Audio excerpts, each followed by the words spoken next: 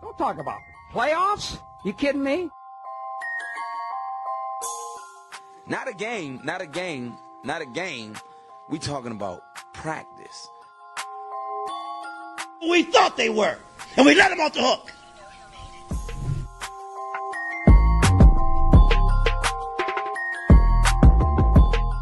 Decide a different league, I'm coming. I'm flat out coming. It's my quarterback. And if you guys do that, man, it's unfair.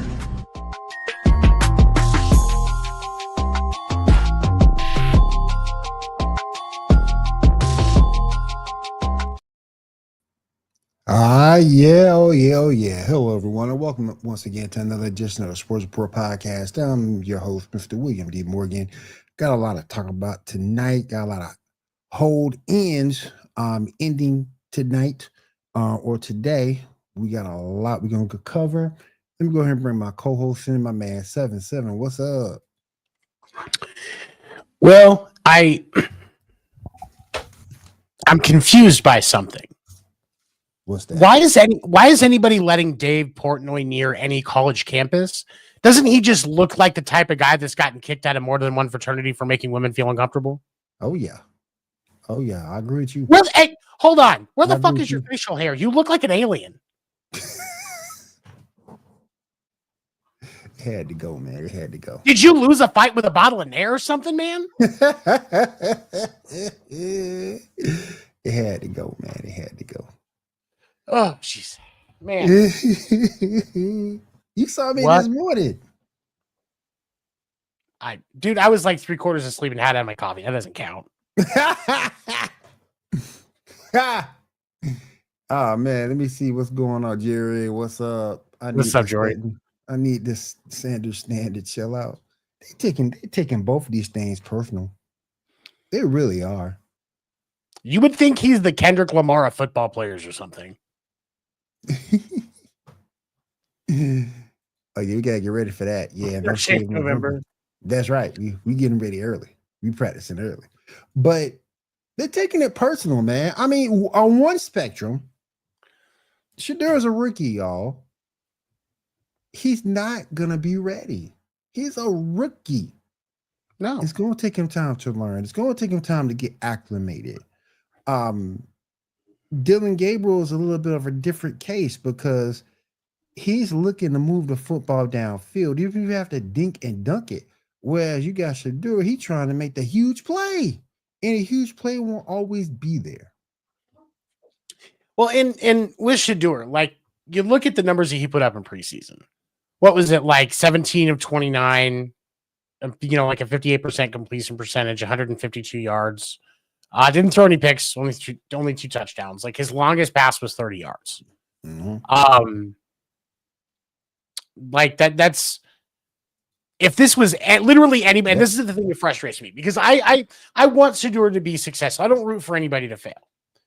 But if any other quarterback, literally any other quarterback trying for a spot on a team, put up those numbers, at best they're a practice squad guy.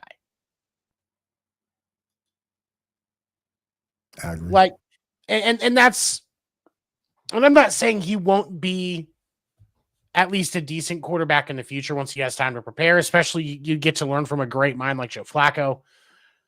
I'm not saying he doesn't have the opportunity to be a starter, but he's right now, he's screaming 5th round. 58% completion percentage. His longest pass was 30 yards. That's a practice squad quarterback. Let me go ahead and bring Ando in real quick. Ando, what's up, man? How you doing tonight?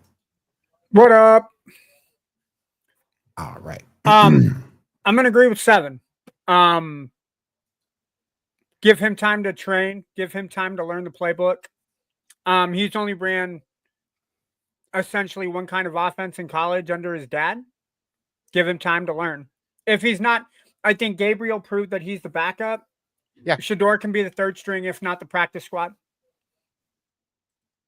And 7, I do got to say, Will, you do not look like an alien, my dude.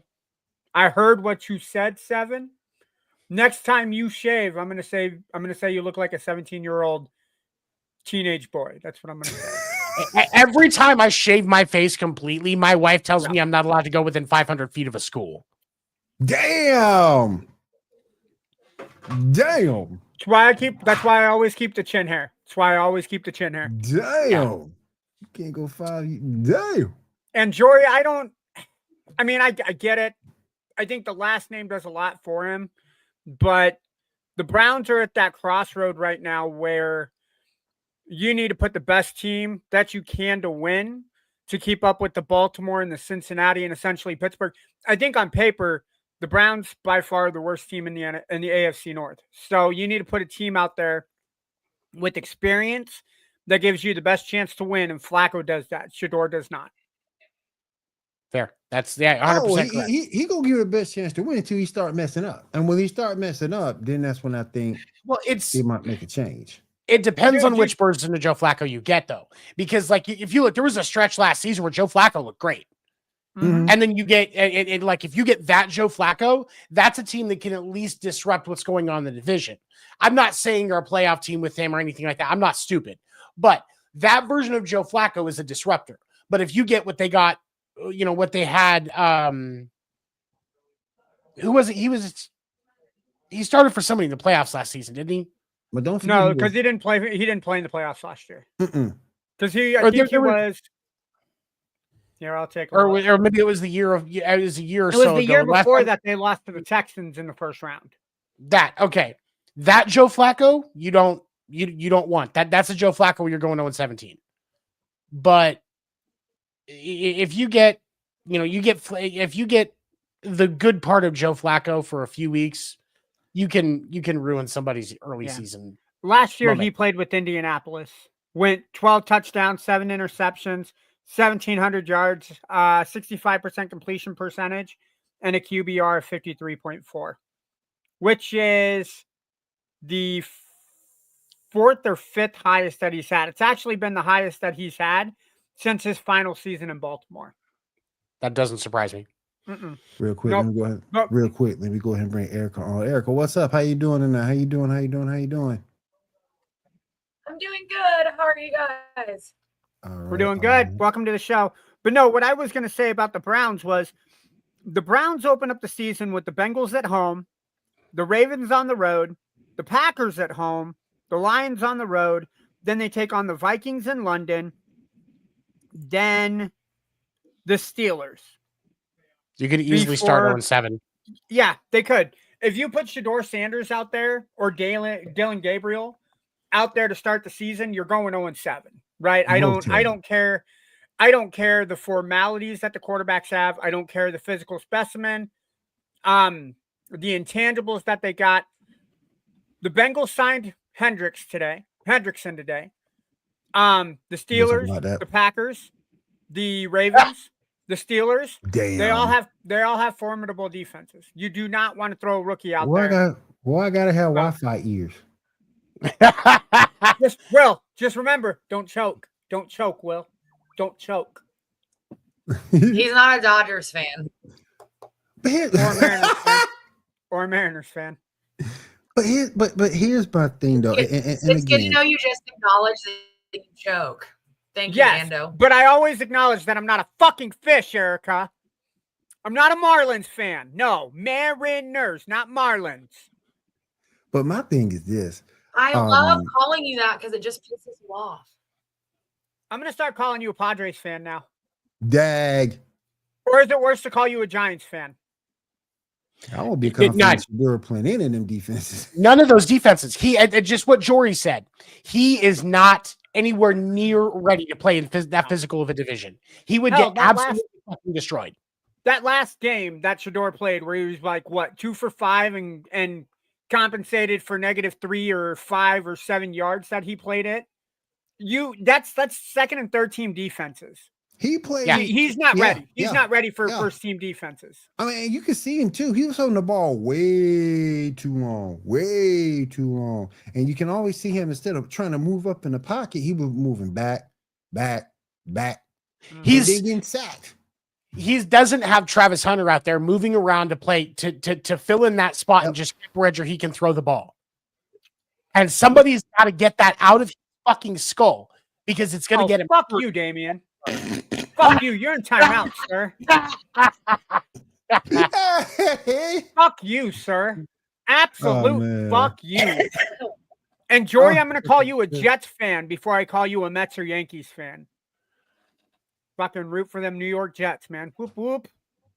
Fuck the Yankees. Your whole fan base is a fucking butt fumble. Sorry for my language. Fuck the Yankees. But anyway. Advisory for a reason. That's right. Fuck the. All Plus, we're a because of late yours night show. truly. Plus, we're a late night show. We're I entitled. feel like getting in trouble with HR tonight, so let's go. I have my appointment scheduled with HR at this point. I bet you. HR has me scheduled at. I was going to say, you're scheduled every night after the show. We already know. Every freaking night. Even when here's Control. You're not wrong. You're not wrong. But at the same time, the guys that were playing the O-line that got walking papers, none of them told him to go back instead of stepping up into the pocket, throwing the damn ball, or getting rid of it. Raja, and that's there is no there's.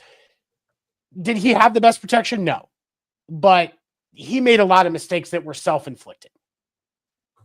And Jory said it best. Tyler Huntley took that same team down the field. That's exactly. An experienced quarterback. That's somebody who's experienced in the league and know what the hell he's doing. Somebody who can read a defense in a timely manner, and someone who can step up in the pocket. Shedeur, look, guys, I understand where a lot of people are coming from. They want to see him succeed given his situation, but you got to look at two things. A, he put himself in that situation, and I will be honest with that. And B, you're a fifth round pick. You're a long shot. You're still on the team. You can still improve, but let's give this kid some time. And to say the coach has it in for him, I don't think that's fair, because Stefanski is not a terrible coach by any means whatsoever. Show me another example of. Go ahead. No, I was going to say, I think Stefanski is the best coach that the Browns have had in 20 years. Since they came back in 1999, I think you can make the argument that he's the best. Yeah, you make an argument. You can make the argument. Yeah. I think the only coach that can argue that he was in the same stratosphere was Butch Davis. But Butch Davis didn't have a playoff win. He had a playoff appearance, but he didn't have a playoff win. No. He should have had a playoff win against that Pittsburgh team in, what was it, 2004? Yeah. But yeah, no, the coach does a lot to bring what the players can do out of the players. And Stefanski, I think, is one of those guys. He gets the credit when he loses, and he takes the credit for when they lose. Most coaches are, hey, the players didn't follow the game plan. Stefanski is, hey, we didn't have the right game plan on. I take full responsibility. I hold my coaches and my players to the same responsibilities. We're going to look at the film. Monday, we'll take the day off. Tuesday, we're going to get right back to work. That is a head coach's mentality that if the owner of the Browns decide, hey, this isn't our coach, I think the Browns need to keep Stefanski as long as Stefanski continues to show this is the direction that the team is going to go. But here's the thing. There are so many things, like if anybody can make this team a winning team, I think Stefanski's definitely got his hands in it. Mm-hmm. But the truth of the matter is, if you look at this team right now, it is an absolute disaster. It is like Ando drunkenly hitting on a female wrestler at 3:00 in the morning. Like, it is just no sense whatsoever. Zero organization. Somehow his head's getting crushed between somebody's thighs anyway. Like, Jordan Grace, I will gladly take that offer, please. If you're watching, Jordan Grace, thank you. Oh my God. But I just in seven, I agree, because while I think they are competent on the defensive side of the ball, that offense is terrible. And that's my thing. Like, you don't want to put Shedeur out there. If you want Shedeur to succeed, you don't want him on that field right now. Right. 100%. Right. And to think that he deserves it over a guy like Joe Flacco that knows so much about football. His game knowledge is insane. His composure in the pocket is insane. And with that horrible offensive line, you need somebody that's going to be comfortable under pressure. Dylan Gabriel ain't ready for that. Shedeur Sanders sure as hell ain't ready for that. Nope. To be fair, though, is it fair to say that the Browns don't have offensive weapons? I mean, let's look at it, because $245 million of the franchise is tied to a quarterback that isn't going to see the field this year. If they can find a way to get out of that contract that they have with Deshaun Watson, they would be in a much better spot. So while I can't entirely blame the Browns are the only team that's responsible for that guaranteed money that they have with Watson. Well, and Watson's going to be gone after this year. That's going to be where that's where the drop off is, where they can just get rid of him and it makes sense. And they're getting a little bit money back because he's sitting there injured instead of anything else, which it's all guaranteed him right now. But when you look at their offense, your number one receiver is Jerry Jeudy. Yeah. You've got Jamari Thrash, Cedric Tillman, Deontay Johnson, David Njoku. David Njoku is your tight end. Yeah, it's Jerome Ford is your starting running back. Quinshawn Judkins, if he ever signs his fucking deal. That's a story in itself. It is. It really is. But they don't have weapons. They have fucking squirt guns at this point, guys. You don't want him on that field right now. Let him learn so that he can actually be successful. All the more reason to keep Flacco as your starting quarterback. Do not throw Sanders out with the lack of weapons that you have. This is exactly why they're known as the shit stain of the NFL. Let's be honest here. I can't disagree. Can't disagree with that. I want to, but I don't have any legs to stand I don't on. have much to say about that. That's all I got to say. And it's no, your team at least had a 28-3 lead in the Super Bowl. Oh, that's low. Oh, that's low. We weren't even talking about the damn Falcons. Oh, man. She said she didn't have room to talk, so I'm talking for her, okay? My bad. We weren't talking about it. Hold on. I'll put myself in timeout. Yeah, we weren't even fucking talking about Atlanta, so shut up. What the fuck, dude? We might as well just call Erica a dog shelter because he's still out here catching strays. That wasn't me. You can't blame me. What the fuck is this tonight? That wasn't me. High five. That wasn't me. That wasn't me, Erica. Okay, I don't know who Control is, but what the fuck? I don't want to hear either. I'm going to get out of this by going to the chat. Sanders won't start for any team in the league this season. He will only be a backup on a handful of teams. I agree. Yeah, 100%. He is a practice squad quarterback. Practice squad quarterback. Why did you put that comment up, Will? Fuck off. Wait a minute. Hold on. Wait a minute. Hold on. Now I understand. Now I get why you're mad, because I said your team was a shit stain. My bad, bruh. My bad. Hey, you know what? Actually, the other morning, my daughter took a poop, and she said, "Hey, Mom, I took the Browns to the Super Bowl." I was so proud of her because she hates sports. Oh, that's my niece. But let's move. I want to move over to Shiloh real quick. Have y'all ever seen somebody ruin his career that fast? Yep. Shedeur Sanders. I mean, my gosh. Are we gonna pretend that Antonio Brown isn't a thing? I mean, but at least Antonio Brown plays some seasons. Or Tyreek Hill. At least AD plays some seasons. Okay, hold on, Erica. I'll defend Tyreek, right? Tyreek needs to stop sticking his wiener in women's that isn't his wife and stop getting other girls pregnant. That's what Tyreek needs to do. He's the Nick Cannon of the NFL. But here's the thing. Number two, hold on. Number two, he is still performing at a somewhat to very promising elite level at this point. You cannot argue that. Third off, Antonio Brown walked so that Shedeur Sanders could run. Or in this case, swing a punch and get removed from the team. But look, at least AB also, played some seasons. But let's also not forget Mason Rudolph. Who was it that he hit when they? No, true. he was the one That's that got true. hit by Mason Rudolph got hit. Miles Garrett. It was Miles Yeah, Garrett. it was Miles. But Yeah, he got still, hit. I mean, that did happen. Hey, Will, there's a comment that needs to pop up here real quick. Nope, not that one. He can't have your back because I'm the mother of his soon-to-be children. Sorry. Yep. He's got my Another back. thing. But as the coach said, if you throw a punch, they're gonna get you every time. Yeah. Every time. The thing of it is, How do you allow yourself to get so angry to do that? Sorry, Tony. no, you're right. And then that's the question. You are the child of one of the most elite NFL players that is still in consideration today. That is still in conversation today in Deion Sanders. A man who was a two-way player that was decent at both sports. And you're going to tell me you just lost your cool? You didn't know? You didn't know? Like it was just the emotions? Come on, man. You're playing for your job in that preseason Right. game. Right. Exactly. Yeah. You're playing literally It's ridiculous. It's ridiculous. It should there's I'm sorry, but nobody should pick him up. It's ridiculous. He went undrafted for a reason. Yeah. The only reason he got signed by anybody was because of his dad. I did not see anything in his play in the preseason that made me think he's going to be a great member of anybody's secondary. He might be Just let him practice go. squad. He could be practice squad material at best, but that's it. No, send him to go coach with his dad.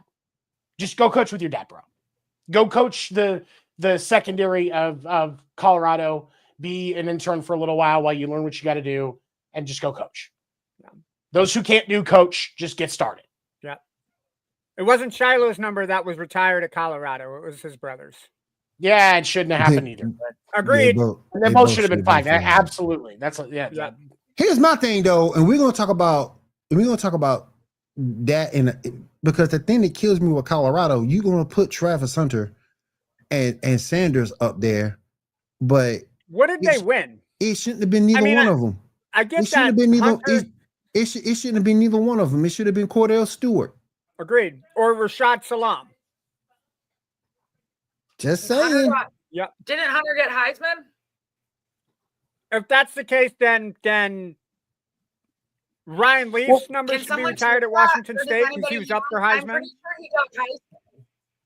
Who? Hunter? I'm pretty sure. Yeah, Hunter. Yeah.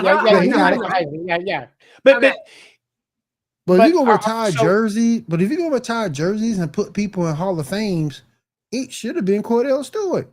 Yep. Are we gonna just go back to Oklahoma and have Oklahoma retire Baker Mayfield's jersey? Or Jason White? You can retire Jason White's number 18. We should retire Baker's because he planted the flag in the middle of Ohio's field. All right. He deserves his number retired. Let's be honest. Why are you what is your fucking deal tonight, Tony? Why the fuck are you attacking me? Tony misses Are you mad? Are you mad that I you. decided to take a vacation and didn't come visit you in Kansas? Like, I don't understand. I haven't got to see my niece. I don't give a shit about you. Damn, man. Damn, man. You know, I'm just here for the entertainment. Shedeur has better numbers at Colorado. They can from a number standpoint, I get you, but from an impact standpoint, no. But and he was gone less than 6 months. Less than 6 months. At least let him start to build some success in the NFL, and then you can bring it back and recognize it. Right. Like, or he comes back and he's coaching or something. If he has success in the NFL. Well, I mean, it's no, because there's some greats in college. There's some players that were great in college that had their numbers retired that weren't very much in the Danny NFL. Warfel at Florida is a very good impression of that. You should be judging against your peers for the level that you're playing at. And I completely understand that. But you can't tell me that he was so elite for Colorado for 1, fucking, well, I'm sorry, 2 fucking seasons. No, because the first season doesn't count because they went like 4-8 the first season. He was there for 2 seasons. 12. So 2 seasons. Yeah, he went 2 13 and seasons. 12 as a starter. What do I got the Chiefs gonna, go ahead. Yeah, and then got pantsed in the only bowl game that he played in with Colorado. There is not enough of a body of work to justify retiring his numbers. Yeah. There just isn't. Now we're gonna be talking about he won 2 national championships as well as what he did in his bowl career. game. Got you. A bowl Right. game. We can I start to got have you. a discussion. Right. Yeah. But he got passed in the bowl game. Yep. Yeah. Absolutely. All right. Man. All Well, right. am I going to get my number retired at the Victoria's Secret fashion show because I showed up? I would have already got that embarrassed honor. me. I would have already got that honor, Kevin. If we Listen, see you at a that's the Victoria's Secret fashion show, you getting clowned the hell out of. Listen, I'm clowning the hell out of you. I'm coming right here. And hey y'all. I worked at Victoria's Secret. Look I at Tony. worked at Victoria's Tony. Secret, so my number should be retired then. Yeah, you're one of the reasons Victoria doesn't have any secrets anymore. Exactly. Oh damn. Oh damn. What is your goddamn motherfucking deal? All I gotta say, if I see Tony, if I see 7, God damn it, 7? if I see 7 at a Victoria's Secret shop, I'm live streaming that thing. Dude, right no. now. If I see Erica at that Victoria's Secret shop, yo, can you help me try this out in the fitting room? I need to see how this looks on a good-looking girl. No. I'm sorry, Erica to the front counter, please. Erica to the front counter. Where the fuck is Erica? And what's that noise coming from the dressing room? It's just her uncomfortable. Fuck you, 7. Fuck you. We're more entertaining than Monday Night Raw. Yes. Hey, I'll take it. Yes. I'll take it. I'll take it. Raw did come on a little early today. Monday Night Raw was on at 3 because it was shot in Birmingham. It was shot in what you call it? Yeah. It was shot in England today. Indirectly defending. Well, we're gonna stay in the city of Ohio, in the state of Ohio, because Trey Hendrickson signed his deal with the Bengals today. Got 14 more million to push him up to 30 for 2025. Yep. And then he gets the sweet option of being done with the Bengals as his deal will expire. He gets to go to free agency. This is the best deal Trey Hendrickson could have asked for. The very best deal. I'm going to let 7 take this first. Go ahead, 7. When you look at Trey Hendrickson, he's 30 years old. He's going to be 31 next season, at the start of next season. So you're going to be 31, having just come off of getting really, really paid. This is a risk for him. As much as I get why he's making the choice and why he would want out of the Bengals, because that organization is another clusterfuck. Like, what the fuck is going on in Ohio? But that's a completely different discussion. This is a risk for Trey Hendrickson because he's now getting to that point when you're a defensive end at 31 years old. It's downhill from there. You may be able to hold for a little bit longer, maybe 1 to 2 more seasons. Yep. Nobody's going to throw a bunch of money at him like the Bengals are doing now. That's not going to happen. He can hold out as much as he wants. He can get whoever the Scott Boras of football agents is, all he wants. It's not going to happen. Nobody's going to want to throw that kind of money at him because you're looking at the back 9 of his career. The back 9. Mm-hmm. So go ahead, Ando. I'm glad he's finally getting paid. I would have figured Mike Brown would have got his old head out of his ass and been like, cool, Hendricks, you're the best defensive player we got. Here's 2 years. We'll give you an option for a third if you want it. And then we're going to give you an increase.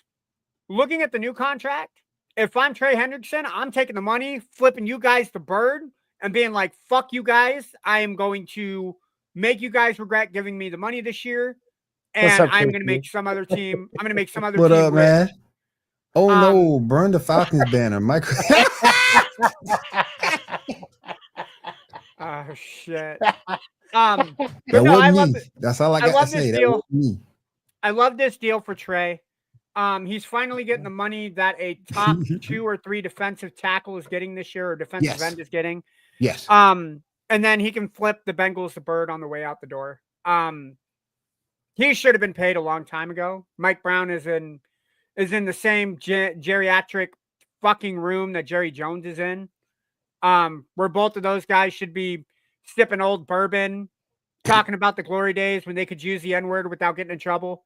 Because they're that fucking old. I shouldn't have said that, guys. I'm so sorry. No, keep going. Keep going, Ando. Cook. Keep going. Go for it. Keep going. Keep going. Both Jerry Jones and Mike fucking Brown act like old fucking slave plantation owners. They fucking do. get with the time, guys. But it's true though. Fucking sake. But it's but that their train of thought is true. That's true. That's the train of thought that they have.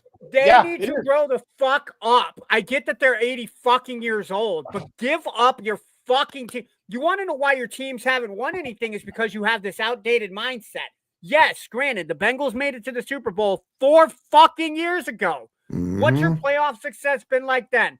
You Right. lost to the Chiefs in the AFC Championship game. You didn't make it to the playoffs, and you didn't make it to the playoffs. Why? Because you couldn't make a top-ranked defense because you paid your top 4 offensive players on your team. That's great.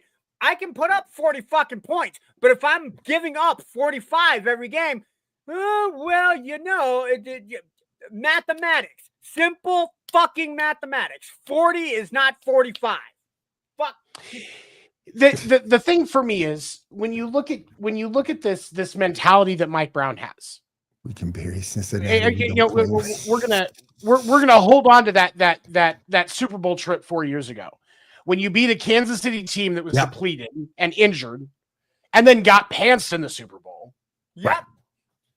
Pants in the Super Bowl.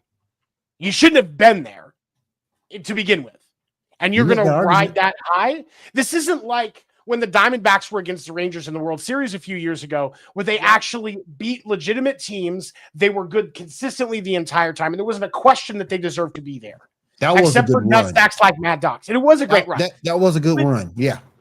But Cincinnati, in truth, was not the best team. They just happened to win certain spots where they needed to. And they haven't been able to do it since. Hi, Callie. What's up? Hi, sweetie. It's you can't keep that mentality if you're the Bengals. You have a true generational talent under center. Mm-hmm. Yeah. Yep. You have more security in the strip club than you have protecting Joe Burrow on the fucking field. Yeah. Agreed. If that team's a playoff contender, Joe Burrow wins MVP, not Josh Allen. I'll read that. I mean, numbers proved it. He had over 40 touchdowns and threw for what, 4,400 yards last year? If the Bengals make the playoffs, he's MVP. But my only issue with that is those numbers are inflated because how often are they playing from behind? Exactly, and that's what we don't. That's my only thing. How many people gave that credit to Dak Prescott when Prescott was coming back from all those games? Dak needs to be. Fuck, it's not. But don't defend the mistreatment by defending Dak Prescott, because that's the dumbest fucking argument in the face of the planet. Dak Prescott, you're right. Dak Prescott shouldn't have gotten credit for any of that shit either. That dude pads so many fucking stats. Mm-hmm. He's the Russell Westbrook of fucking football. And ready, here we go. The thing for me is when you look at Joe Burrow in 2020, that reminder. He led the NFL. Joe Burrow led the NFL last year in passing yards at 4,918. Led the league in touchdowns. I think Barkley should have won it. Barkley should have won it. Saquon Barkley should have won MVP last year. Let's not get that mixed. He also had the most completions and the most pass attempts because they spent so much time playing from behind. So, is it possible that Joe Burrow is a true MVP candidate if they make the playoffs last year? Yes. But the reason they make the playoffs last year is he has the protection and he's not having to throw the ball as much because they can actually run. But they aren't going to have a run game this year either. Nope. So we're going to see another 4,900, 5,000 yard passing season from Joe Burrow for them to miss the playoffs. Agreed. Yeah, and I agree with you, Joey. He was not. I think Chase Brown will be all right. I think Chase Brown will be okay. Until he gets hurt behind that awful offensive line. If he can stay healthy I think he'll be fine. He had a good year last year, so I think he'll be all right. I think he'll be all right. The Burrow has weapons. Yeah, he's got weapons. You see the difference between Joe Burrow and Lamar Jackson. Lamar Jackson has time to throw to his weapons. He just can't do it accurately. Joe Burrow doesn't have time to throw to his weapons, but when he does, they put up numbers ridiculously. I would take Joe Burrow over Lamar Jackson any day of the week. Yep. Now let me move all over to our nation's capital. The Commanders signed Terry. I would hold on before you go. That I just want to say, I told you the Commanders would fucking get it done. See, Jerry, would. Jerry, this is how you fucking do it. Fucking, this is how you do it, fucking Jerry. Don't let your star player lounge out on a table in your last preseason game. Pay your fucking people, Jerry. Sorry, we got. Cottrell, you can't is wrong. You're going to tell me that it's wrong when I'm talking about the quarterback, the only quarterback in the league whose team gets worse the more he throws. Yep. Their win percentage significantly decreases the more he throws the fucking ball. Yep. I mean, you can't defend Lamar Jackson. That dude has had more fucking weapons than a goddamn LA gang member, and he can't get to the fucking Super Bowl. He's only made it to one AFC championship game. Made it to one AFC championship game. And what did he do in the AFC championship game? He threw the fucking ball. Threw the fucking ball. Got fucking pantsed. But even then, though. But even then, though. Dobbins in the backfield, and you decide, hey, I'm going to have 8 fucking designed runs. But even then, though. But even then, though. Oh, shoot. More weapons. I will use that line stuff, man. My thing though is this. First of all, if you're the Ravens and your whole offensive approach is wrong, you got Derrick fucking Henry. I'm running that man 70, 80 times a game. Yeah. If you gonna stack the box and carries a game, and if you're gonna stack the box, that's fine. Lamar's comparable enough to hit play action. That's what I'm doing. I'm not trying. Go ahead. That entire offense should run at an RPO with its run first. Yep. Because you can't rely on him, and you can complain about drops all you want. Kansas City made it to the fucking Super Bowl with drops. Yep. Hell, they won 2 Super Bowls with the most drops. Two. Like it's. So to answer your question, who was it? Cottrell? I can give you Zay Flowers as number 1. Your number 2 is probably either going to be Bateman or Hopkins. And then I would run Bateman as your 2 and run Hopkins in the slot. And then you still have Mark Edwards. And then you have Isaiah Likely as the backup tight end. You might not have him because he's coming off injury too. Who? Anthony or Likely or Andrews? Likely. Mm-hmm. Likely, did they say what 4 to 6 or I think it's 4 to 6. Yeah. Return? I was okay. Yeah, as I couldn't remember if I'd seen it or not. That was right there. So. But I think that was the right move for the makeup because even with Hendrickson, that defense is still terrible. It's still terrible. You have to hope that he can have a positive impact, but you also have to know at this point that he's already got one foot out the door. The first time he gets injured, he's gone for the season. He's not going. They're not going to the target. He's going to throw the Justice Hill. Kevin, who were you talking about? Keith Mitchell. We're going to throw it to Keith Mitchell. Yeah. With Hendrickson. Yeah. Like he's got one foot out the door. But with now moving on to talking about Terry McLaurin. Go ahead. Yeah, I want to go ahead and talk about Terry McLaurin. He has signed an extension worth, I think it's $96 million off the top of my head. 3 years, $96 million. That is huge because that offense won't move without Terry McLaurin. And this is the first time he's had consistent quarterback play in back-to-back years. That's huge. And I think that's a great move for them. You gave the man the money that he deserved. I don't care if he's on the backside of 30 or not. He's been your most consistent player. He's the leader of your team. That was a good signing. And now we'll see what the Commanders can do. And I wish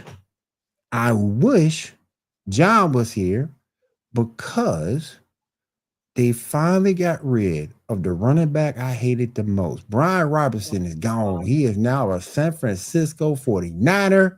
They desperately needed that. That's a good move, because if Brock Purdy can get you to the goal line, you need somebody that can get you 4 yards in a straight cloud of dust. There you go. But he ain't cutting. Don't ask him to run anything off tackle or make a cutting A gap. He can't do it. Straight ahead. Can I make an inappropriate comment? Oh Lord. Better than anybody I know. Yep. So I did share it in the Sports Report chat, but I want to share it to the broadcasting world as a whole. For those of you who don't know, Brian Robinson Jr. Got shot 2 years ago in his rookie season outside of a nightclub in DC. Yep. You know where I'm going with the 7. Then Ricky Pearsall got shot for the 49ers. Now you pair those two up together. If the 49ers do not start the season in the pistol offensive formation, the 49ers done fucked this up. That's all I'm going to say. God damn it. Don't worry, 7. I penciled in my 9:00 appointment for HR tomorrow morning. Yeah, I'm gonna be there too. Yeah. Oh, I'm gonna be there too. Yep. I'm gonna be there too. Look, pistol offense. I'm gonna say it like this. Serious note, I think getting rid of Robinson is a good move. For sure. It takes away the crowded running back room that the Commanders have between Austin Eckler, between Chris Rodriguez Jr. And apparently it's the rookie running back that's causing all that commotion that partially caused all this, because they didn't want to have Robinson's money on the books. Yep.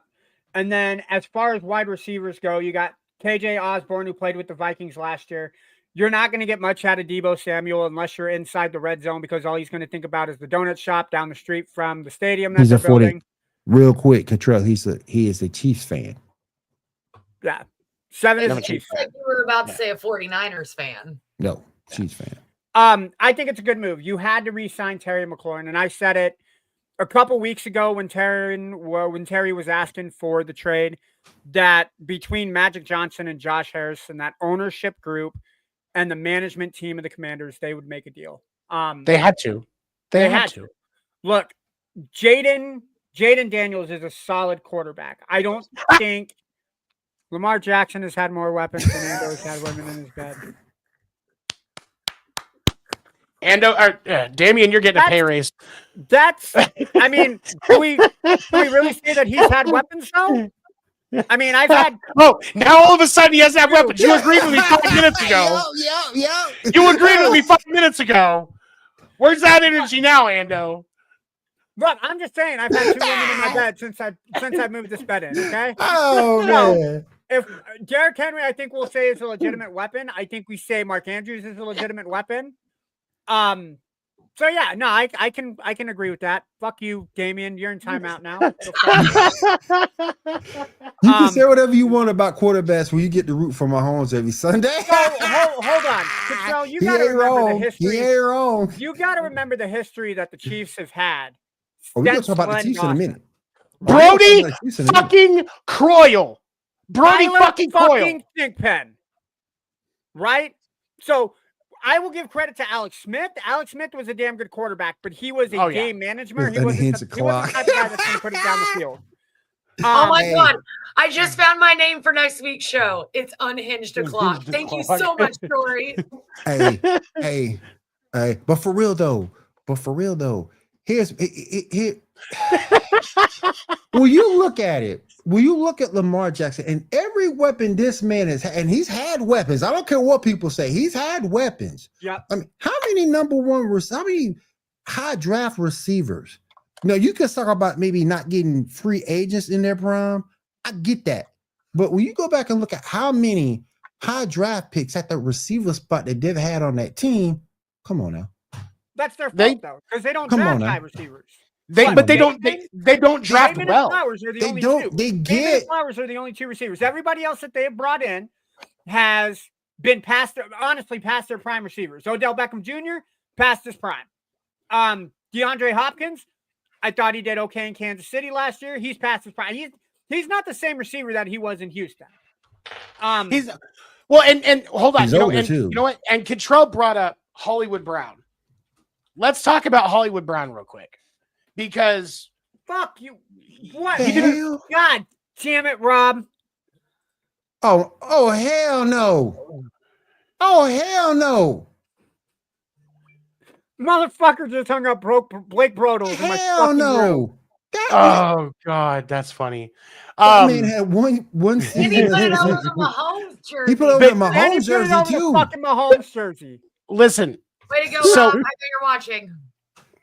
Hollywood Brown in Kansas City last year That's just got fine. injured, but had he not gotten injured, he would have looked decent. He managed in Arizona in 2023. Let's look at that. 574 yards off of 51 receptions, so 11.3 yards per reception. 7. Seven. That you was ain't got the 7. You ain't even got to go further, and I'll say, and I'll tell you why. This Chief team made the Super Bowl with Kadarius Toney. Enough said. But No, listen, leave picket fence teeth out of this. Okay, we're talking about Hollywood Brown right now. What I'm saying is, if we look at a per catch, that was his third highest season with the Cardinals in 2023. Okay. He didn't have in his the first 2 seasons with Baltimore, he had higher numbers. He only had the one season with Baltimore, his third year, where we had over 1,000 yards. You give Hollywood Brown a healthy season with a quality quarterback, and he can put up numbers. But that 1,000-yard season, that's when he was the number one option for Lamar Jackson. Hey, Chompin', hold on. I got a surprise for you. Give me just a second. Chomping at the bit. Give me just a second.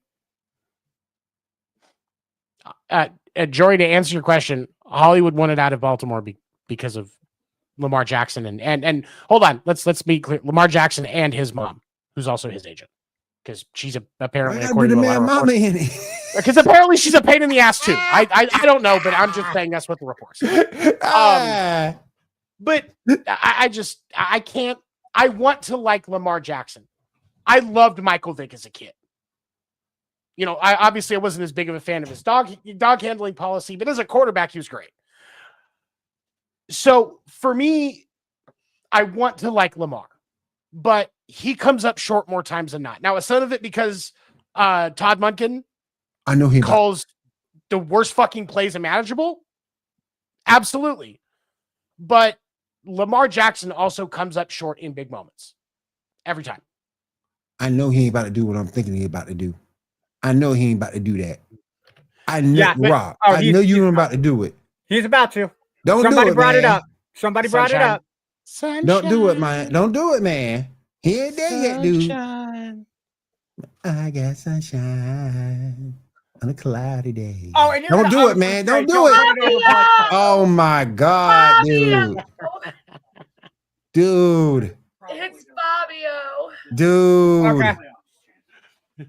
Dude, he ain't. That's okay. You're a Chiefs fan. I want Lamar to think I'm a Brown fan. I'm happy when he loses. I'm not happy worried when about he loses, but I like him as a player.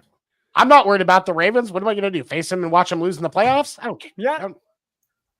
Just make him It's run like the being, foot. it's like being worried about facing the. It's like being worried about facing the Bills in the playoffs. I'm just going to watch them lose. Yep.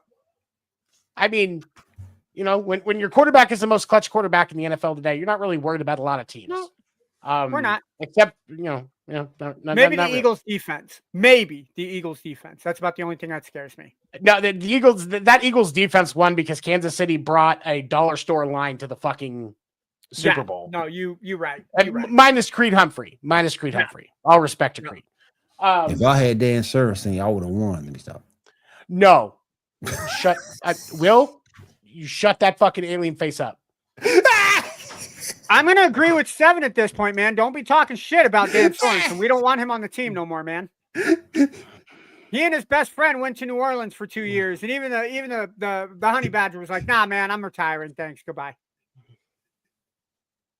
Oh man. Anybody When you see make that? the honey badger want to retire from football, you know you fucked up at your job. Oh yeah. Fact. Facts. See, Fuck we Dan got a fan. We got a fan, 7. Fuck Dan Sorensen. Let me At ask least y'all we this can real agree quick. on one thing. Did y'all see that Stephen A. Smith, Jerry Jones interview? No. That crock of shit. I've stopped. I don't watch anything with Stephen A. Smith unless it's his daughter roasting him, because that's just gold TV. But That was funny. And I don't watch That anything was with Jerry funny. Jones because fuck Jerry Jones. That was funny. He's completely handling this Michael Parsons situation completely wrong. Should Michael play or sit though? Sit. He should sit until Fuck he him. gets fucking paid. Yeah. And here's the thing. He has to sit, because first off, he has to make sure Jerry understands that he's not in fucking control. Right. And the second thing is, if he doesn't sit, he is at much higher risk of getting injured and losing out on the opportunity to get his bag later on. Yep. Sit, because he's got enough money right now. He could sit the entire season. Is it going to suck to miss an entire year's pay? Yes, but he's already made a bunch of money. You can sit to send that old wrinkled fuck a message. Yep. That he needs to let it go to Robert Kraft's massage parlor and let somebody competent run the fucking team. Yep. Y'all know what this remind me of for real. This reminds me of that Emmitt Smith situation. Because you know Emmitt missed 2 games before he got paid. And at that time, I think it was $13.2 million a year. 13.5. He got paid 13.5. 13.5. 13.5 over 3, which is what made him the highest paid running back. At that time. What in the world? I agree, Kachel.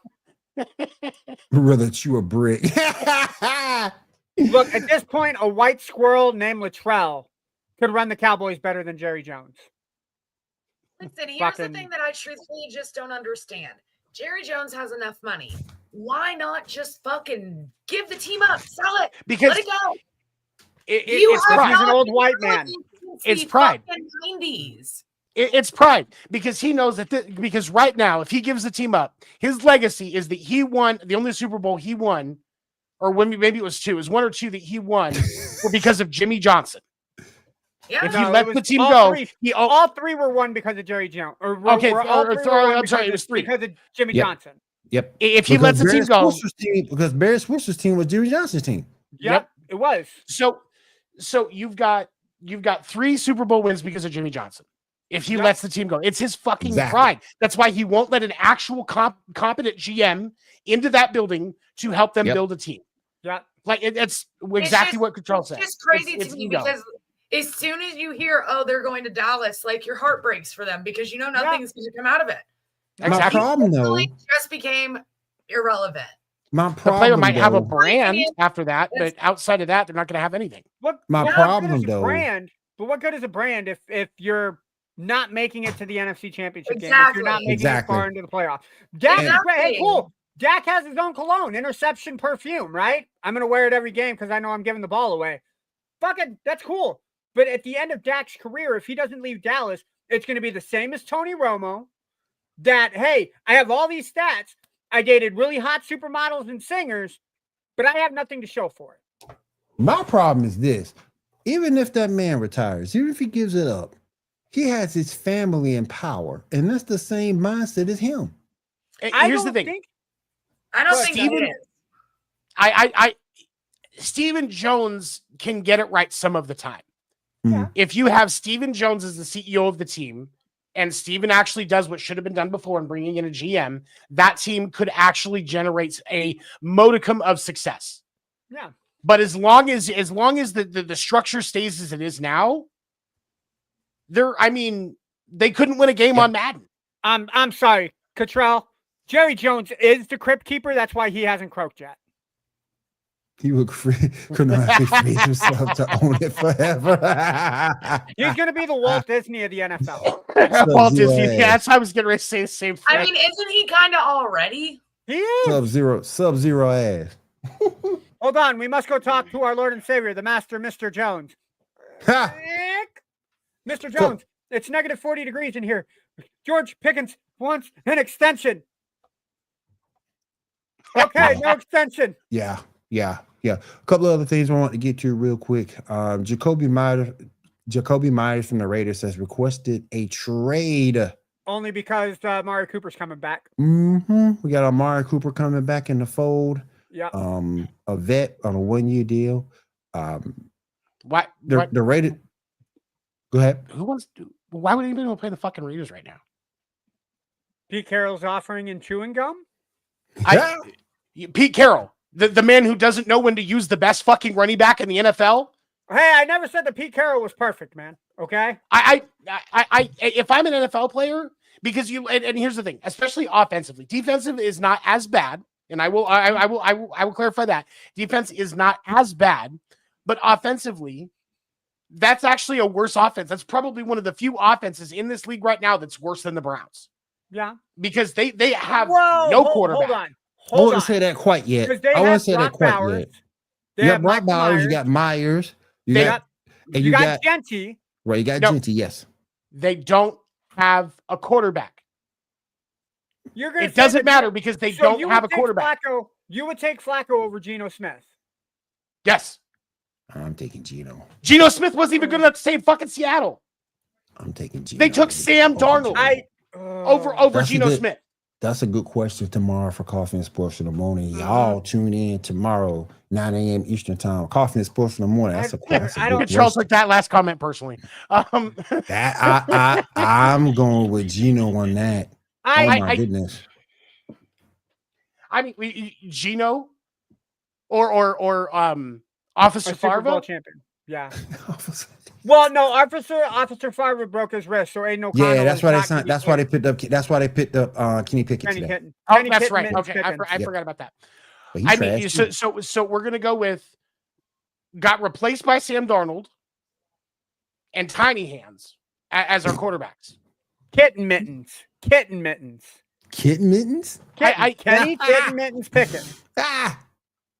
Oh, Jordan, no, you didn't. Oh. They don't have as. I don't know that Will Levis would go to Vegas because they don't have as much mayo in Vegas as they do up in the. We'll give you a 7th round. We'll give you a 6th round pick for Will Levis. There you go. And then we'll name a portion of the stadium as Helmsman. Will Levis Helmsman Center. That's what it's going to be. Oh my goodness. A couple other things I want to get to real quick before we get over to baseball really quickly. There is a betting line in Vegas right now. Offensive Rookie of the Year odds. This is interesting to me. And Ando, you just brought him up. Ashton Genty is at plus 275. Cam Ward is at plus 350. Mario Hampton is at plus 850. Travis Hunter is at plus 1,000. Travion Henderson is plus 1,200. Ted McMillan, 1,600. Emeka Uboku, 1,800. Matthew Golden and Jackson Dart both 2,000. From this list, who do y'all think Rookie of the Year is going to be? I don't think it'll be Dart. Cottrell, I don't think Travis Hunter will. Travis Hunter, if he wins any Rookie of the Year, it's going to be Defensive Player of the Year. I think Jacksonville plays him better on defense and use him in packages for the offense. So he's not going to start every offensive snap. I can't talk about the Browns. If they run Travis Hunter third down out of the slot, I think they utilize him best, but keep him on defense to start. I'm leaning towards Genty, kind of for the same reason that Devin said because of the Raiders, right? Worse offense, you don't have a quarterback. They're going to lean on him to set that offensive tone, right? The one thing that Geno had in Seattle is he had a running room by committee. You had Zach Charbonnet, you had Kenneth Walker. Between the two, they took a lot of pressure off of Geno so that Geno could manage himself better and not put himself in a position where he's throwing 30 or 40 times a game. I think Pete Carroll recognizes that as a head coach. Again, he had one of the best running backs in the 5-year stretch that he was in Seattle. Why they threw the football on 3rd and goal in the Super Bowl is still beyond me. But I think Genty takes it. I think it'll be Genty. I think McMillan could be kind of a shadow to win it. But I think it's going to be between Ward, if he can stay healthy, and Genty. I think it'll be one of those two. I like Cam Ward. I like it's not Cam that I don't Ward. like it. It's not that I don't like Cam Ward. Again, being a Washington State fan, I love what he did for the Cougars when he was here. But Tennessee still does not have an offensive line. Tennessee is still figuring out their offensive weapons. I think they got a new offensive coordinator this year, so that's a new offense that he has to learn. He Yes. had to learn a new offense anyway. That's agreed. And he did play in Miami. Miami plays a pro style offense. So I mean, what do you mean about offensive weapons? Starting running back, Tony Pollard. Wide receiver, the first three wide receivers, Calvin Ridley, Tyler Lockett, Van Jefferson. His tight end, Ching Onkolo, that's where you could start to get a little questioning. And I'm not going to say that the offensive line is great, but they do have weapons. So Cam Ward is you actually said- in a better situation there than Genty is in Vegas. Okay. My argument that I'll say to you, Seven, is while Lockett, Van Jefferson, who was the first one? Calvin Ridley. Yeah. 3 years ago, I would say that's a really solid wide receiver room. I don't think any one of them have a right to be a number one. That's fair. None of them are number one. That I will give you. And yes. if you'd You have don't given me think Calvin Tony, Ridley can be if a you would one? have given me Tony Pollard, Depends on if he takes the over or not. if you would have given me Tony Pollard 3 years ago in Dallas, I'd be scared. But it's Tony Pollard. He's basically going the way that Zeke is, right? As he's getting older, his numbers aren't where they were. I agree with you on Tyler Lockett, by the way. Yep. I agree with you, Control, on Tyler Lockett. He does that ARP card. He's right with the LA Clippers roster. Yep. All I of them mean, got he's- AARP cards. 32 for a receiver is a little old, but like I think that the benefit that Cam Ward's going to have is the one thing that all three of those guys have is experience. All True. four of those guys, if you factor in Tony Pollard, Mhm. all four of those guys have experience, which means you have a talented rookie quarterback surrounded by experience. Are they going to win the Super Bowl? Absolutely not. But is Cam Ward going to be made to look really good by a bunch of guys with experience who are going to probably simplify the playbook a little bit for him? Yeah. He is And I who you like- read. That's true. And That's I like true. the attitude that Cam Ward does bring.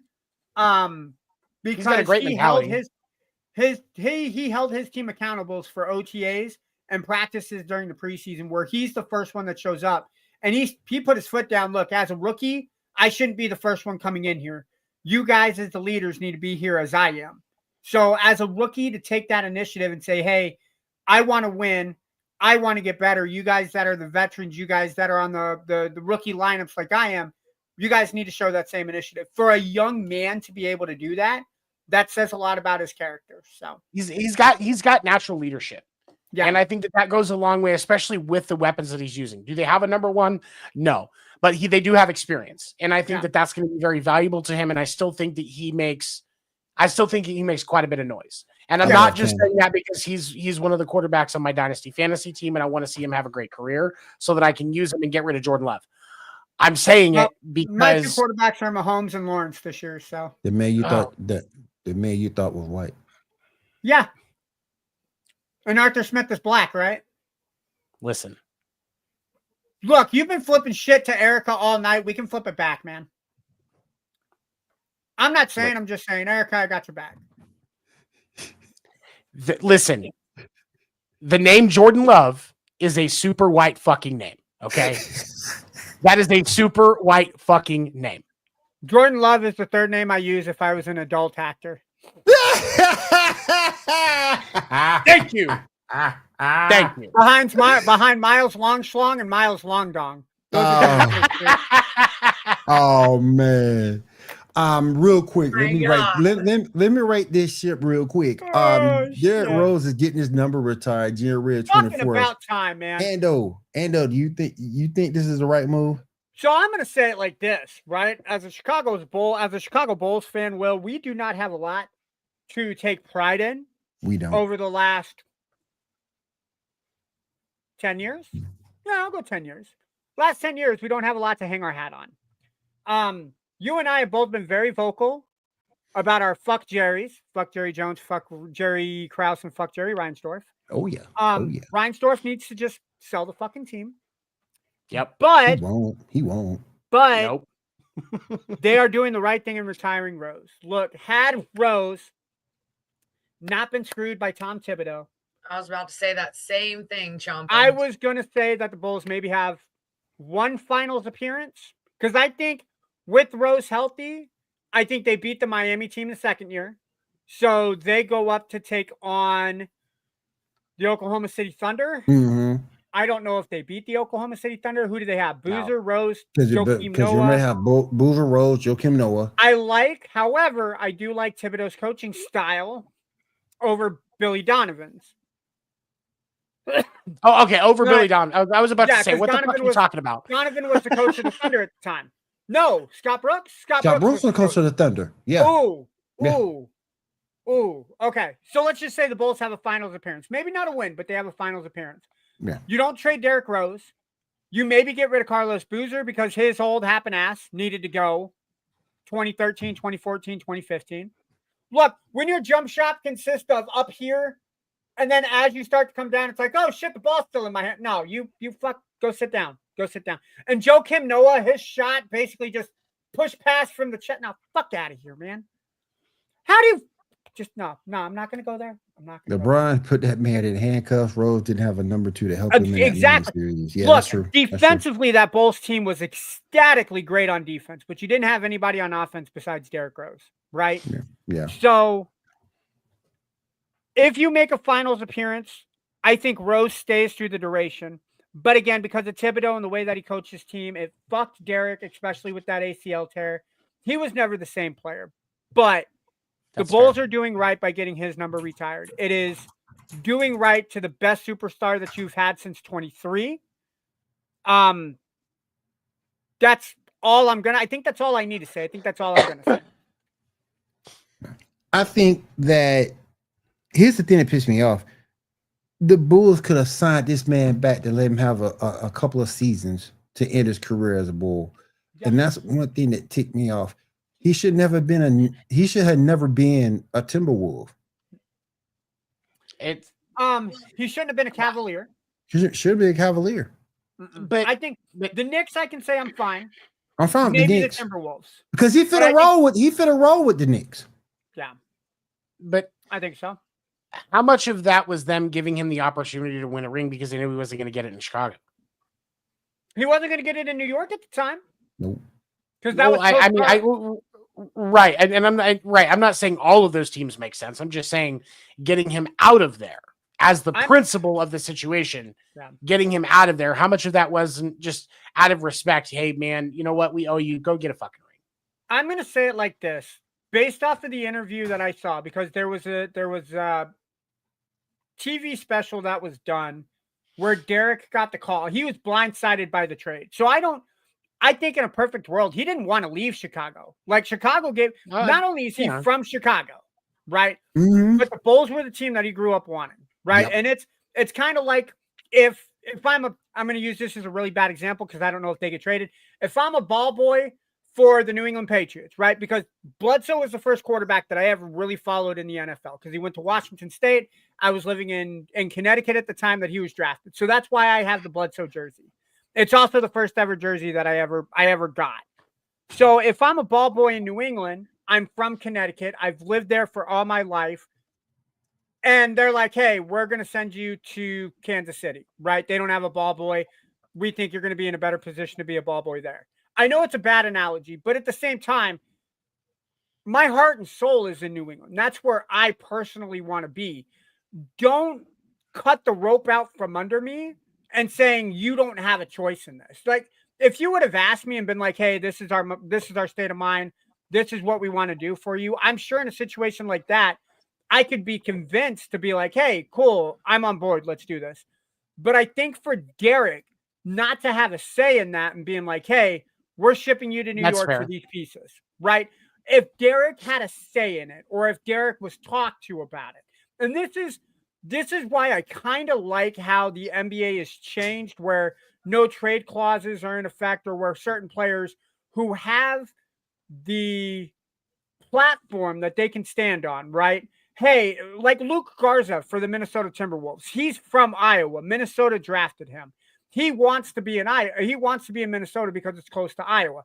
I'm sure if Minnesota was like, hey, a trade wants people to take you to the Lakers, right?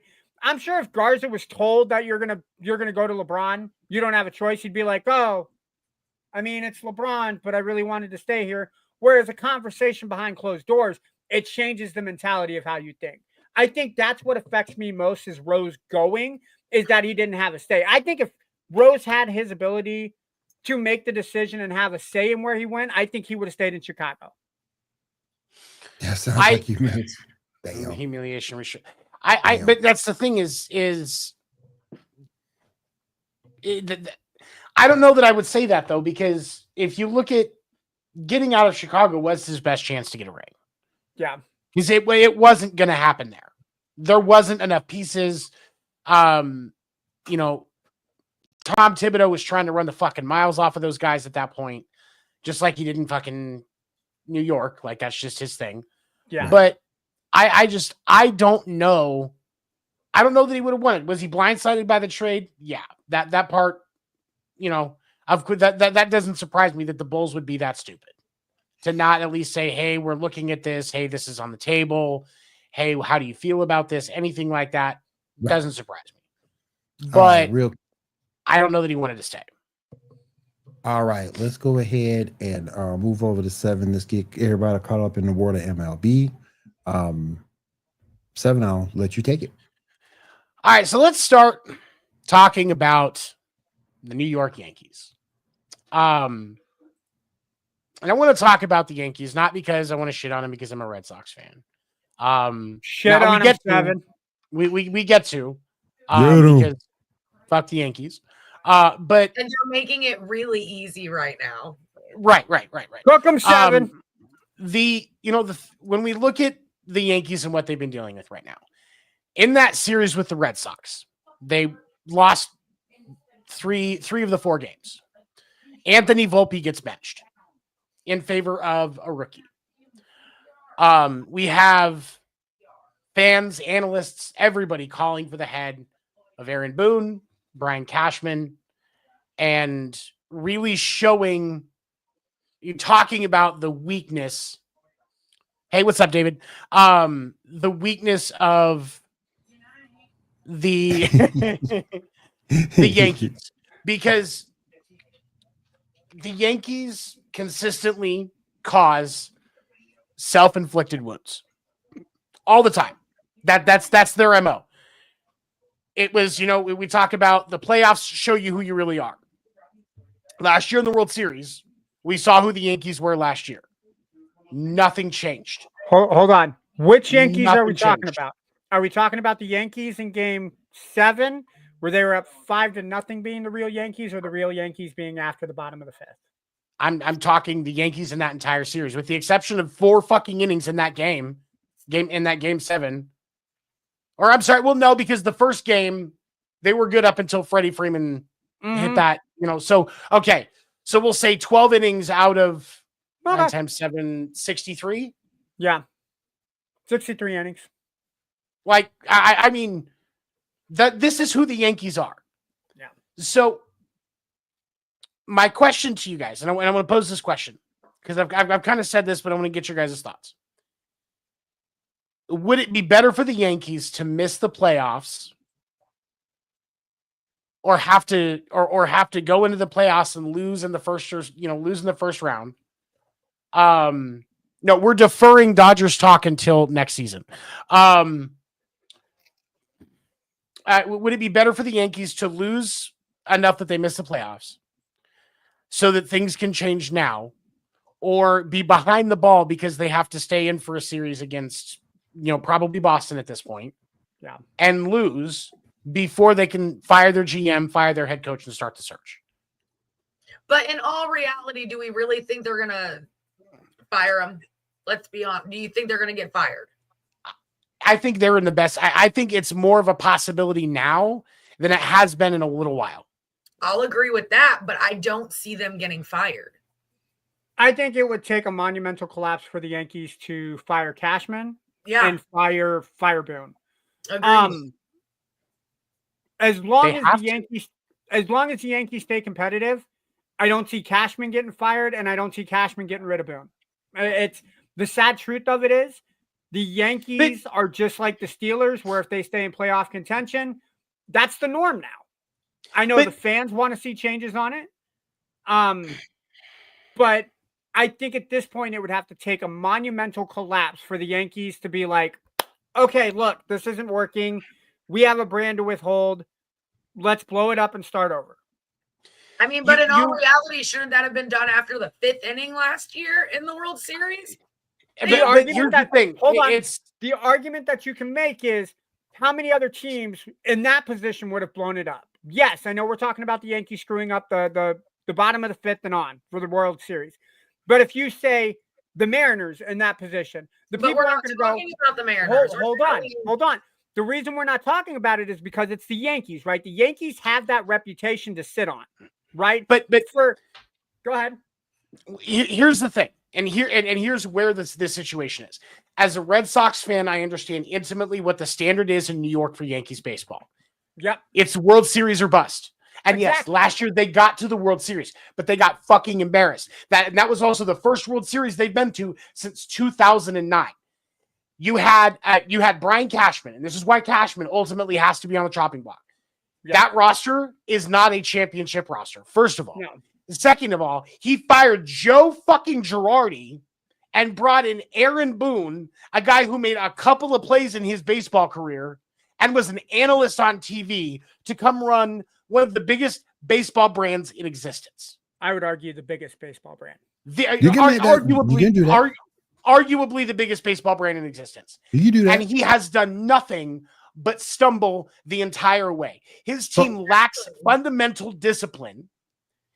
And then you have Cashman, who has put money behind guys like Anthony Volpe, who is, again, lacks fundamental discipline, who they just had to bench. He's hitting 190 on the season. Yeah. You have Giancarlo Stanton, just like what Chompin was talking about.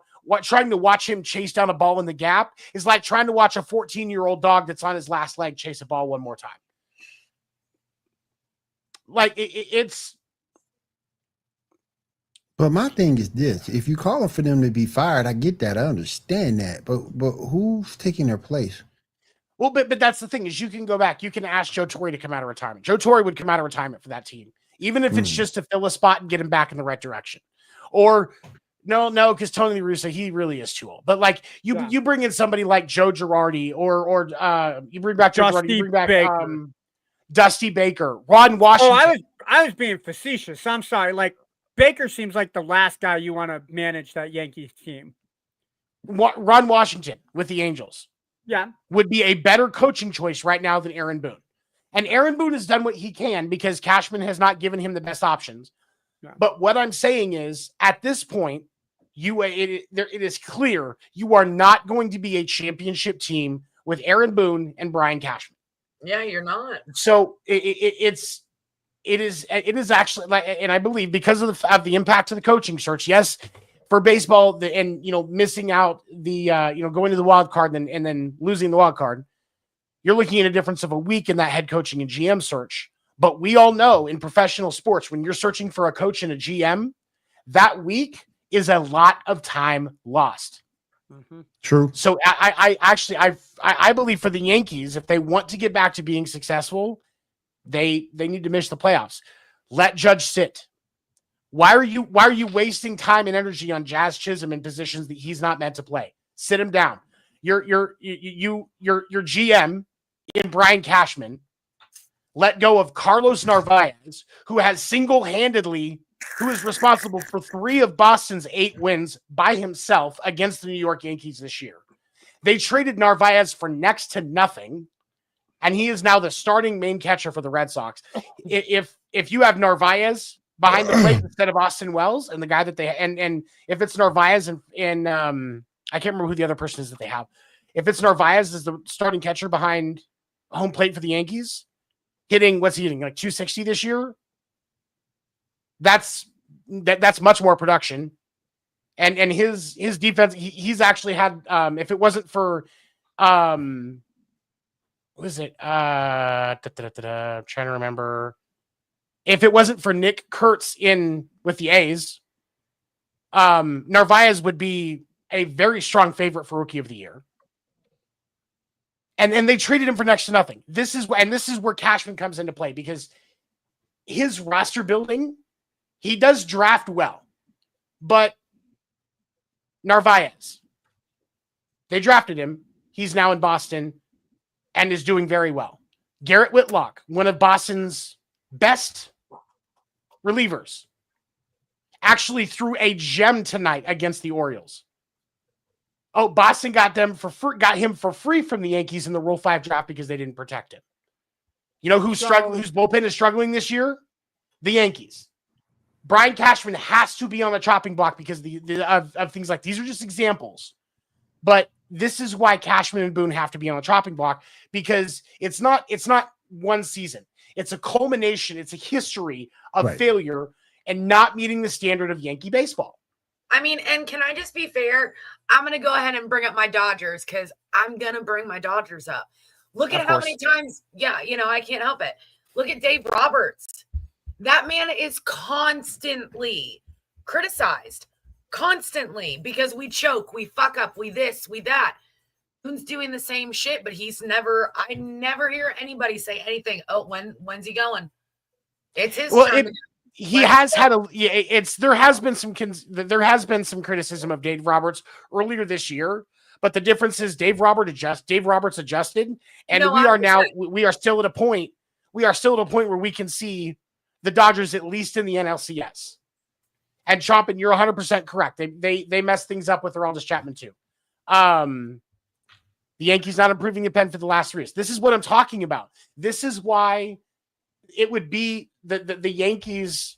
The Yankees have to make a decision here, because who can't manage the Dodgers? Listen, Kitchell, the reason why Dave Roberts gets my respect, there are so many fucking egos on that team, and Dave Roberts keeps it all in check. He manages Shohei's interpreter, Shohei's gambling guy, Shohei's physical trainer. Like those are just 3 really big egos right there that he has to keep in control. Not to mention Shohei. Not to mention Freddie Freeman throwing his nuts on the fucking plate every time he steps up and hits a home run.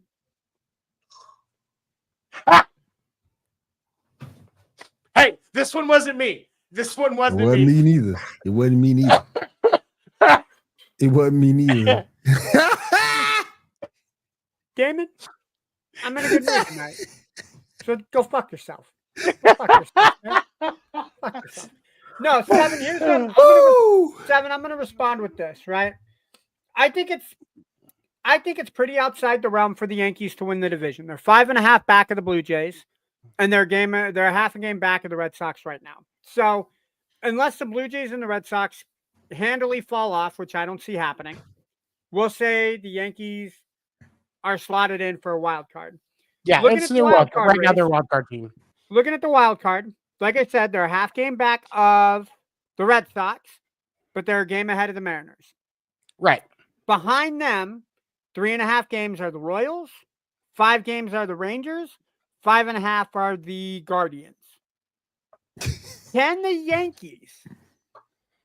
Yankees collapse enough for the Royals? Yes. Royals, Rangers, and Guardians to take that spot. They could. But here's the thing. The Royals have very quietly shown a little bit of consistency over the last few series. They did struggle against the Twins, but they took 2 or 3 against the Nats. They swept the White Sox. They took 3 or 4 against the Rangers. They better sweep the White Sox. Oh yeah. They kept, even though they lost 2 of 3 against the Tigers, they kept all of them close. Yeah. The Tigers are your division leaders of the AL Central, so they're always right.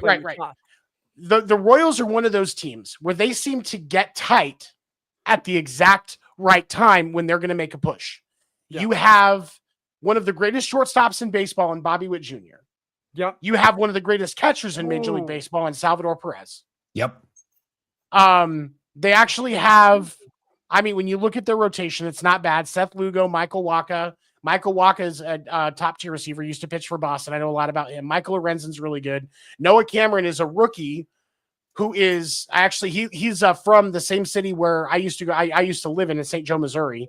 Actually, we know mutual people. I've heard a lot about this kid. Yeah. He is also a very special pitcher. It's a decent rotation.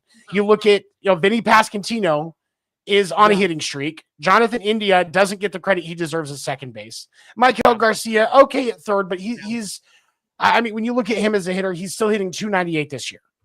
Yeah. So I mean, there are a lot of pieces on the Royals. They just got Mike Yastrzemski from the Giants in a trade. Mike isn't the best right fielder. He's only hitting 233, but he's got that Yastrzemski blood. He will kick in when it matters. And that's the thing with the Royals. This is what I'm saying about the Royals is there are a lot of pieces where at any time if the Royals turn it on, they click. They click just like the Mariners. The Mariners, just like the Mariners do. But the Mariners and the Yankees should both be paying attention to what the Royals are doing. Yeah, and I say that in earnest. And that's also another thing that the Yankees messed up on at the trade deadline. How do you get outbid for Eugenio Suarez? How do you get outbid by the Mariners for Eugenio Suarez if you're the GM? Look, the Mariners finally made some midseason moves, and I love it. Speaking of the Mariners, do you have anything else on the Yankees? We are going to talk about the Mariners because actually this is going to segue because our next topic is we're going to play. Let's figure out who the MVP should be. I'm going to show you an image of two baseball players. We're going to see just their stats. You're not going to see who they are. And you have to figure out which one you believe should be the MVP. And then I will reveal who is who. All right. You're going to have to help me out with this. What is WAR again? So WAR is wins above replacement. It's a bullshit stat. Okay, Don't pay attention to that. Okay. So games played 128. PA is plate appearances, right? Right. Okay. Hits, home runs, RBI, stolen bases, batting average, on base percentage. Yep. Slugging percentage, and then what's OPS? I can't remember how OPS breaks down. That's one of those fucking stat nerd numbers. But it's the higher it is, the better. Just look at it like that. I like the person on the right-hand side's batting average better, but I think you're getting more production out of the person on the left. So I'm going to say the person on the left. Why?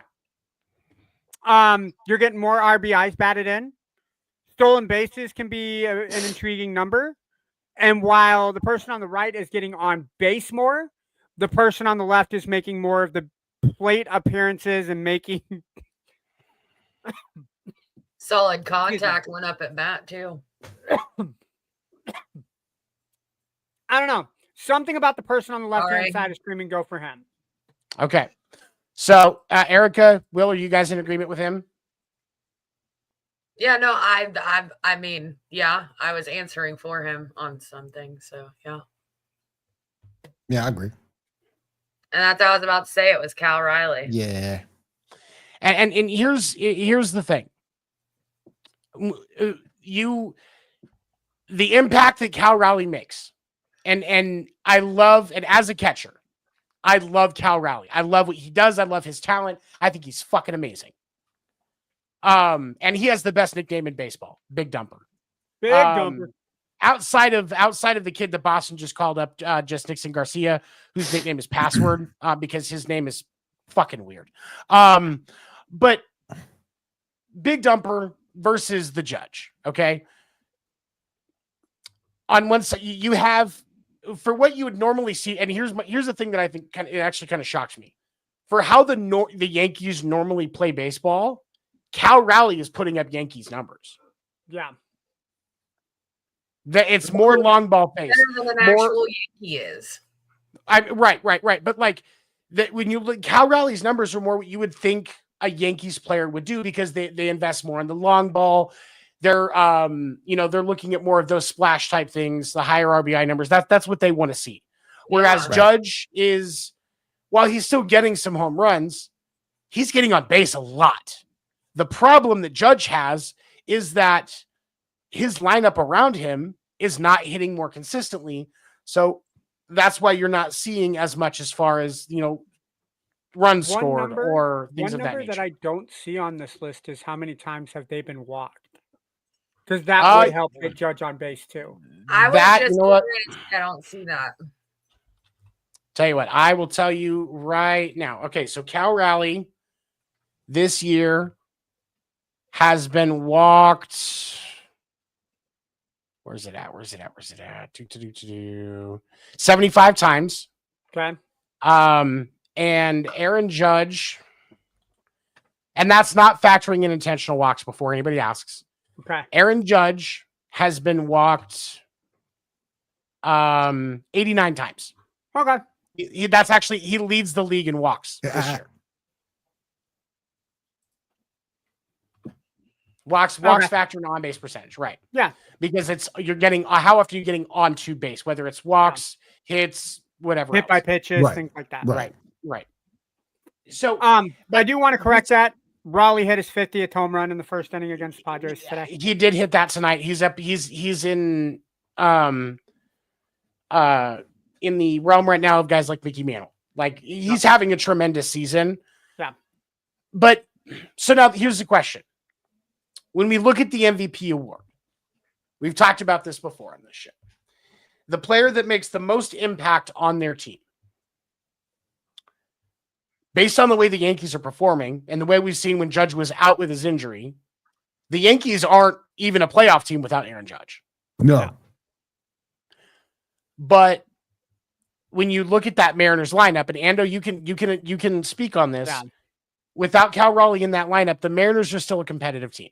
I absolutely agree. Yeah, because, I mean, you look at the Mariners, they have Julio Rodriguez, who, he's got kind of a down season. Looking at just the players alone, JP Crawford has played really well. They picked up Josh Naylor and Eugenio Suarez. Victor Robles, when he finally comes back to the Mariners lineup, I think that will help out as well. So they're not as superstar laced as the Yankees, but I think what benefits the Mariners is that they're not that one trick pony. One person goes off the lineup. Is getting hit. Yeah. One person falls off the lineup. The Mariners are, hey, cool. You know what you need to do. Step up. You may not be the home run hitter. We're going to ask this guy to just maybe watch how he swings, right? Because you don't have that safety net that Raleigh and Julio Rodriguez have. Yeah. Yeah, he threw a bat at the minors. He's appealing that right now as we speak. So. Yeah, it's well, but the last time that happened in the 70s, the player that did it got 10 games. Okay. So and I know that they're in the process of doing it set. Yeah. Mm. Yeah, and that's what they're giving him. So it's likely to stay. I would, as a Mariners fan, would I love to see Cal Raleigh get MVP? Absolutely. But I'm with you. It needs to go to the person who makes the biggest impact on the team. And you said it best, as much as I hate to give the Yankees credit. That team is not the same. That team is not the same with Judge as it is without. And that's the hard thing is because, like, I would love to see Cal Raleigh get MVP. Again, I played catcher. I love what he's done this year. He won the home run derby. And deservedly so. Like, he's legitimately been amazing this year. So, but here's the thing. Let me ask it like this. If Cal gets to 61, be it in 162 games or before, does he win MVP?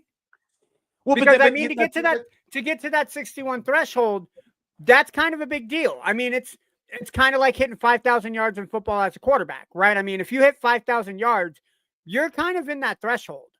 So let's look at this. In Aaron Judge's 2022 season, this was very much talked about. Aaron Judge hit 62 home runs, led the American League in home runs, and got MVP because he flirted with Barry Bonds. He beat the American League record. There was, an outside chance he was going to flirt with Barry Bonds' record for, most home runs in a season by any Major League Baseball player. But his, and his batting average that season was .311. When you look at Cal Raleigh, even if he hits 61, 62, 63 even, let's say he hits 63 and beats Judge's record and takes the new AL home run record, he's still not even hitting 260 this year. And that's, and I think I believe I believe if Cal Raleigh is hitting even, we'll say 280, even if he's hitting 280, it's a much closer discussion. But Aaron Judge is hitting 324. He did break the record for catcher, but we didn't give the MVP to Salvador Perez when he broke it. Yeah. It is. I would have to make the argument if you can hit 61 home runs. Well, okay, 62, because 61 is what Mantle hit it when they were playing 150 games. Yeah. Okay, so at 150 games, that would leave them basically the middle of September. So if he can get to 61, which is only 12 off, and at the pace that he's been hitting home runs, 61 is doable because he's at 50 as of tonight with probably two more plate appearances. Yeah, if he can hit the 61 before the middle of September, you kind of have to, right? No, you really don't. And the reason comes back to because he doesn't make the biggest impact on his team. Because it's not that he doesn't make the biggest impact on his team. It's that when you look at his batting average, yeah, he's not even hitting 260, 270. Yeah. And Judge did it like Control said, insanity, 311 plus 62 home runs. He's not just hitting the long ball. He's hitting. He's not just hitting for contact. He's not just hitting for power. He's just hitting. And so, but then the next question becomes, and Chompin, you talked about Kyle Schwarber. Okay. Kyle Schwarber this year has a batting average of 248, but he does have 45 home runs. And Kyle Schwarber has also made an impact defensively. But Kyle Schwarber is up for the National League MVP, which is a completely different discussion. I think we're going to talk about that next week. Because honestly, I don't think Schwarber's the National League MVP either. And it's not Shohei Ohtani either. Anyway. What the fuck? What is your deal with me tonight? No, I'm not. It's not. That wasn't directed at you. That was directed at anybody else that's going to try and argue Shohei. I'm not arguing a fucking DH getting MVP. God damn. But for the American League race right now, goodness, it is Judge's to lose because as much as we don't, we may not like Judge, we may not like the Yankees, nobody else has actually made a solid case for it. So let me ask it like this.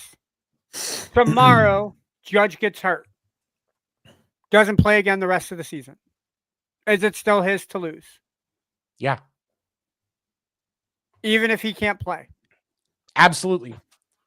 Crap. It is. And the reason that I say that is because of how much he's already done. Now he is going to be back. And he is going to be back in the field. They were talking about it yesterday in the game. There was some belief originally that he may actually have to get Tommy John, but they said he should be back on the field by the end of the season. They're kind of basically, I think they're just kind of resting him until the playoffs at this point. Listen, the Roman Empire is starting, but that's for another day. I think he would also be in Rookie of the Year contention, if not for Nick Kurtz, and I have to say that name very carefully. Nick Kurtz from I don't want to get careful from the but and Kittrell, to answer your question, I'm still kind of torn, but if I had to pick somebody right now for National League MVP, I still like Pete Crow Armstrong. Kyle Tucker is another one that I think is a fair choice, but Pete Crow Armstrong, on top of the fact that he leads in defensive WAR, he is batting average wise is 254, but I think his offensive impact is not quite what people give him credit for, because he has stolen 30 bags this year. He's almost at 30 home runs, so he's going to be in the 30-30 club probably. He already has 82 RBIs. Like he's up there. For people that value WAR, Kyle Tucker's WAR right now is 6.4. Like he's making a huge impact, and Kyle Tucker on the Cubs is making more of an impact than Kyle Schwarber. Or I'm sorry, PCA on the Cubs is making more of an impact right now than Kyle Schwarber is. Okay. Yeah, and he has, and that's why it's. I have to do a little bit more research before I affirm on that. That's like right now. That's where I'm at, just based on everything. But he's still had. Yeah, you're right. He's been playing at an unreal clip this year. But yeah, it's. And then one other piece of news. I saw something. I need to get it back in front of me. There was something I saw about. I mentioned Ron Washington a little bit earlier. Coach of the Angels. He had a quadruple bypass. Everything was successful. He should be back for the 2026 season. And for Hugh Cottrell, Guardians were shut out for the third straight game. Holy crap. 3 straight shutouts? Yeah. Dang. And they didn't play the White Sox? Ooh. A DH does not deserve MVP. And I say that as somebody who absolutely loves David Ortiz. True. All right. Do you have anything else you want to get out there before we roll out for the night? Podcast Name Deferred, Wednesdays, 10 p.m. Eastern. If you're watching this show, you can watch Podcast Name Deferred. Me, Erica, and my good buddy Craig Newton breaking down all things baseball. The show's only going to get more interesting as we get closer to the postseason, breaking everything down. And this, of course, if I constantly remind him as the Giants fan how Rafi Devers is doing since he was traded from the Red Sox. But we have a lot of great shows here on Wire to Wire Sports Network. Every day we got Coffee and Sports. Every evening we've got shows from a bunch of different creators that know their stuff and bring a lot of great knowledge and entertainment to the Wire to Wire Sports Network. So definitely check out all of their shows. We appreciate your support. Thank you all for checking us out tonight. All right. For myself, Seven, Erica, and Ando, we will see you guys again next week on the Sports Report podcast. Everybody have a great week and take care. Later, guys. Bye.